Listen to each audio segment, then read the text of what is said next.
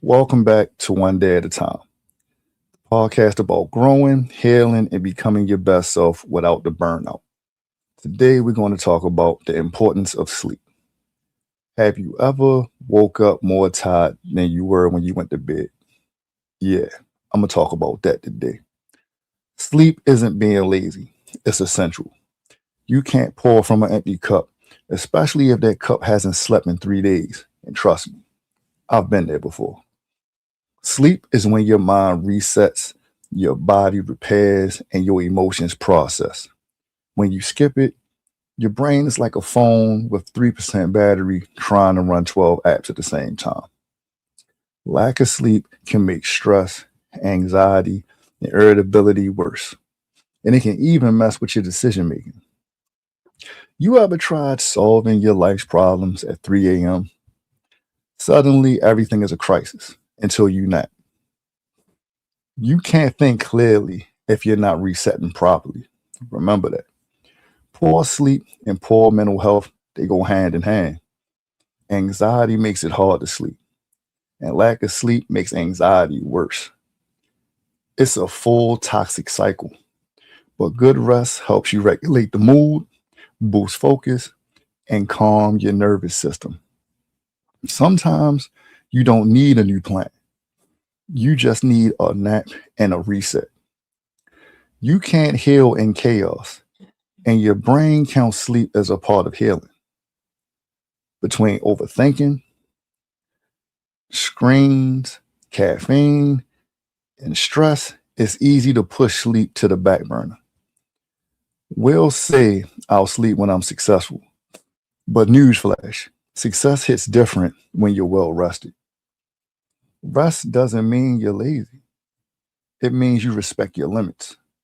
Sometimes staying up late is just a survival mode, disguised as grind mode. The goal is to rest without guilt. Start simple. Try going to bed 30 minutes earlier. Put your phone down before scrolling your soul away. Keep your room cool, dark, and calm. Find your wind down ritual. Maybe music, meditation, journaling, or sketching. If your nighttime routine includes arguing with imaginary people in your head, maybe try deep breathing instead. You know, small changes lead to big peace. Rest is a part of progress, not a break from it.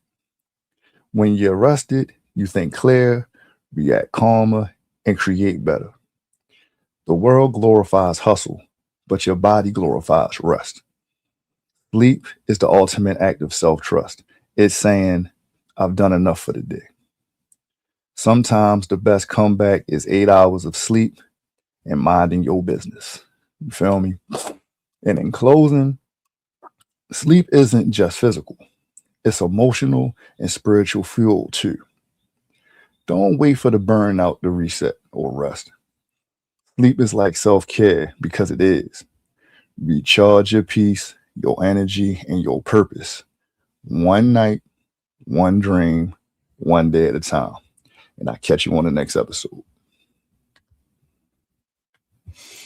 Welcome back to One Day at a Time, the podcast about growth, balance, and becoming your best self without the pressure to be perfect. Today, we're going to talk about self care routines. We love to say self care, but let's be honest. Sometimes that just means scrolling TikTok in bed with snacks. Self care isn't just what looks cute on Instagram, it's everyday habits that help you stay grounded, sane, and centered. You know, self care isn't selfish, it's maintenance for your mind, body, and soul.